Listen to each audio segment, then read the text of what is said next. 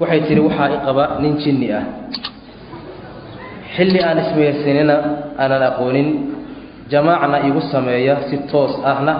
ayuu igu yimaadaa oo markuu rabo inuu xaajo u guto waxa iyara qabata waxaad moodo hurdo yar marka ayuu hawshiisa gutaa anna toos ayaan u dareemaa hawshiisa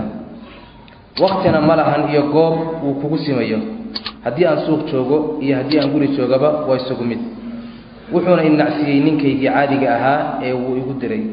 su'aasheedu waxay tahay kow sideen isaga celiyay ninkan jinka ah labo haddii uu jamaaco qubays miyaa igu waajibay ileen sidan ninkayga caadiga ah u dareemo ayaan isna u dareemayaa jinni iyo insise ma isguursan karaan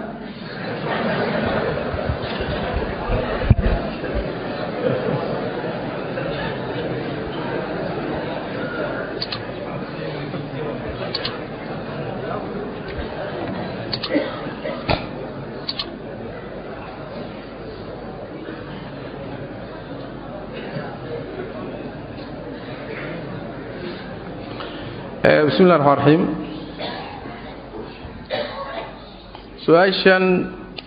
سؤال لو سو قري ما ان dadka lagaga qosliyo laakiin waa xaqiiqo jirta culimaduna way ka hadleen waxyaradan si kooban uga jawaabo horta way suuroobi kartaa sida culimada badani qabaan in uu jinka iyo insigu isu galmoodaan oo hadda gabadh way wax hadlaysa laakiin rag waxa jira iyaguna naaga jin ah u galmooda iyaguna u jiraan qisooyin aniga soo maray baaba kamid oo nin rag yimid oo yiri waxana nahays waan xaqiiqo jirta waay marka ragga jinsiga labada jinka iyo insigu horta ma isu galmoon karaan ma suurtagal ma tahay culimo badan waxay qabaan quraankayba weelaka wax ka helheleeno waxay u daliishanay aayadii quraanka fi suurati ku jirtay fi suurati ar-rahman lam yatmithunna insun qablahum wala jan dumarka waxa laga hadlayay jannada qoladan dumarkan la siiyay loogu talagalay hortood insina uma galmoonin jinnina uma galmoonin baa meesha laga fahmay inuu jinku insiga u galmoon karo culimada qaar kamida waxay u dilishay qurtubi iyo waxayba ku keeneenba aayada iyadana fi suurati al-isra ku jirta wa sharikum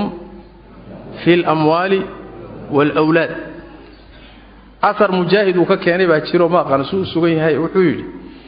نينكو مركو حاسكي سأقل موني حدوثا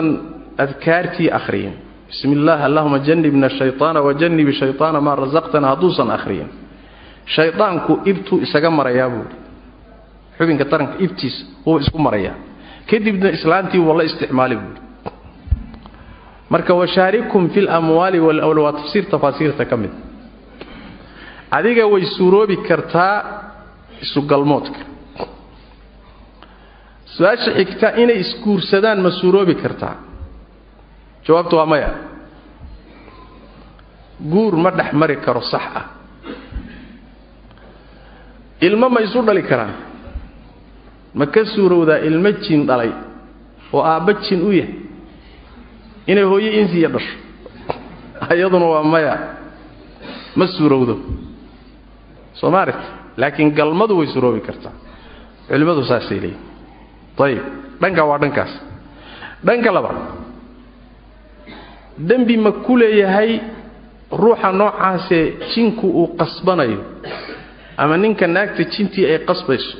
اما هوينيدا نينكا مخو اهي نينكا جينكي او قلمونايو دنبي ملي روحاس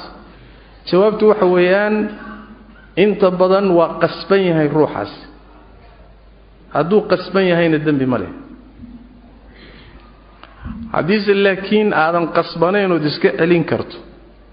laakiin shaqadan aad u bogtayba marka dambiilaad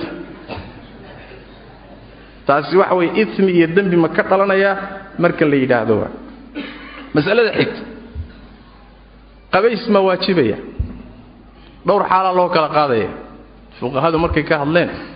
way ku kala aragti bedelan yihiin saayijna dhoo masaa'il horay looga hadlay waxay leeyihiin haddii uu ugu yimaado hurdo ruuxu isagoo hurda iyadoo hurdo u yimid riyo unbay wax ku dhaceen wax biyo ana iskumayna arag qabays markaa waajibi maayo waa ruux qarway oo kale sooma ruux riyooday oo kale biyana kama iskumayna arag xaaladda labaad waxa weeyaan waa inuu ugu yimaado si life ah si toos iyadoo soo jeeda inuu ugu yimaado ruux bini aadanana isu soo ekaysiyo nin caadi ah iska soo dhigo xaaladda iyada ah waxay la mid tahay iyadoo ruux bini aadana u galmooday oo kale ama biyaha yimaadeen ama yeesan iimaanina way qabaysan xaalad saddexaad baa soo hadhay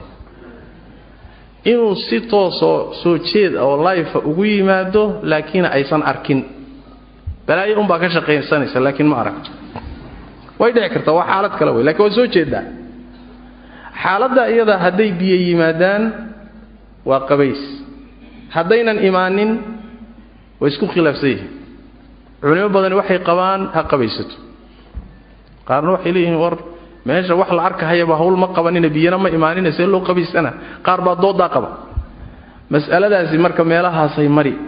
fuqahaduna saas siyaabaha kala gedisan bay uga hadleen ama see la isaga celin karaa waxaad u baahan tahay in aad barato qaabka shayaadiinta la isaga celiyo sooma adkaar farabadan quraan ku soo aroortay qaabab kala gedisan xadiista nabiga ku timi sallallahu alayhi wasallam wa imma yanzaghannaka min ash-shaytaani nazghun fasta'id billah ilaahi inaad ku cararto adkaarta markaad seexanayso markaad muxuu ahaay soo toosto xilli walba waxay leedahay adkaar shayaadiinta la isaga celiyaa jirta iyo muxuu ahaay ducooyin inaad ku waabadsato ilaahina ku cararto tabaaraka wa taala taas ayaad isaga celin kartaa ama hadii ilaahay ka qabto tabaaraka wa taala aad muxuu ahaay kaga fayoobaan kartaa wabillahi tawfiiq su'aasha ugu muhiimsan waxa weeye ma dhici kartaa jinniga iyo insigu inay isguursadaan bismillaahir rahmaanir rahiim salada culimadu way ka hadleen ala saxiixna waxa weeye muxuu ahaayay galmada iyo inuu muxuu ahaay u galmoon kara iyo saysh noocaas oo kale waa wax suuroobi karay leeyahay oo lam yatmithunna insun qablahum wala jan iyo ayadahaas wax kala baxbaxayaan laakiin meher mu'tabar ah iyo guur mu'tabar ah oo ahkaamtii leh inay intay isguursadaan kala dhalaan oo ay kala tarmaan maya ma suuroobi karto bal waxay leeyihiin hadii masalada la sugo nooc waxay noqonaysaa loo xeeladaysto shariicadiiba lagu baabi'iyaba oo haweeney kasto zinaysato garac dhasha deejin baan isqabnaa way dhihi sooma hadii la furo la yiraahdo way isguursan karaan midda labaad sheekhi isu meherin lahaa waa kuma yaa isu meherin midna dadkeedii waa insi midna dadkiisii waa jin sheekhyaba qaali ka noqono meherin weligiiseebu u bixin wax la fahmi kara ma sooma saas daradeed xarig iyo meher ilma ku dhashaani sax ma jiri karto ama ma isticmaali karaa jinku dumarka insiga ma isticmaali karaa intuu iska soo dhigo bini aadan taasi